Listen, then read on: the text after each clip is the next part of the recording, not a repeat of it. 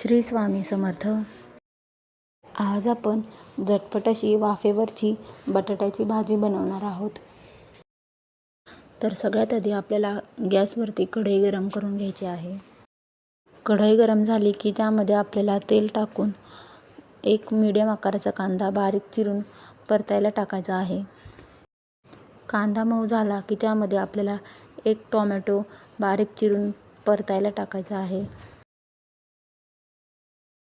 कांदा आणि टोमॅटो मऊ होईपर्यंत आपल्याला परतायचं आहे.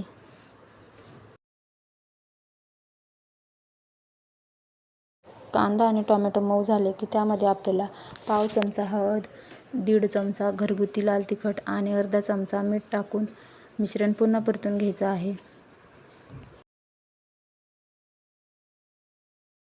तेल सुटेपर्यंत आपल्याला कांदा टोमॅटो परतून घ्यायचा आहे.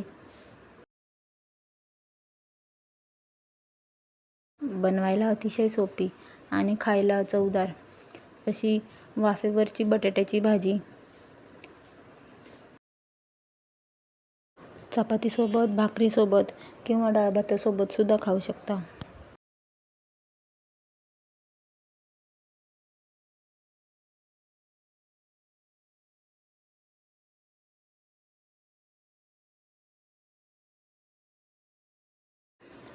आता कांदा टोमॅटोला तेल सुटायला लागलेले आहे, तर त्यामध्ये आपण बारीक चिरलेला बटाटा टाकून परतून घेऊ.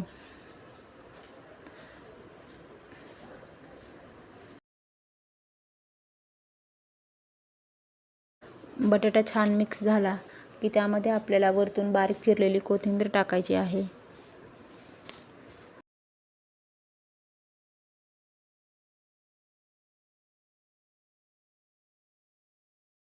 कोथिंबीर टाकून झाली की पुन्हा एकदा बटाटा आपल्याला मिक्स करून घ्यायचा आहे.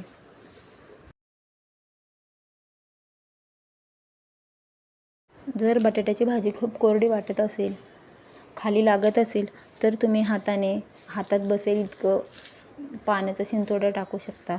त्यामुळे बटाट्याची भाजी खाली करपणार नाही व त्याला वाफ छान बसेल.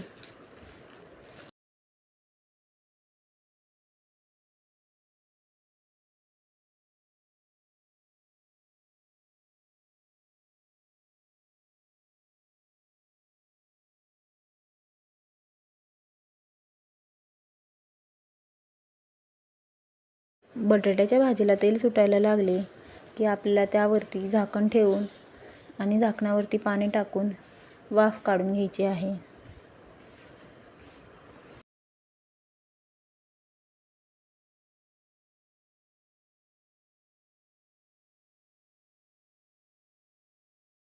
इथं मी 1 ग्लास पाणी टाकलेलं आहे प्लेटमध्ये.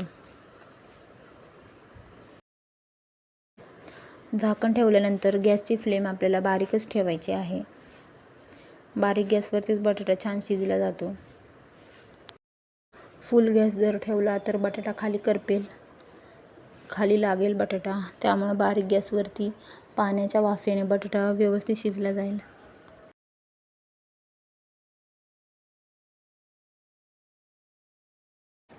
पाच मिनिट झाल्यानंतर आपण बटाटा चेक करून घेऊ, व्यवस्थित मिक्स करून घेऊ. झाकण काढल्यानंतर बटाटा आपल्याला मिक्स करून पुन्हा एकदा झाकण ठेवायचे आहे, जोपर्यंत आपला बटाटा व्यवस्थित शिजला जात नाही.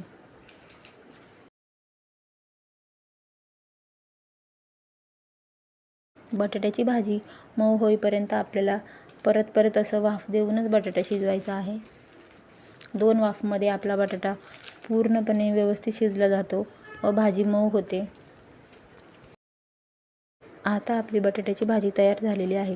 तुम्ही चपातीसोबत, भाकरीसोबत किंवा डाळ भातासोबत सुद्धा अशी भाजी खाऊ शकता.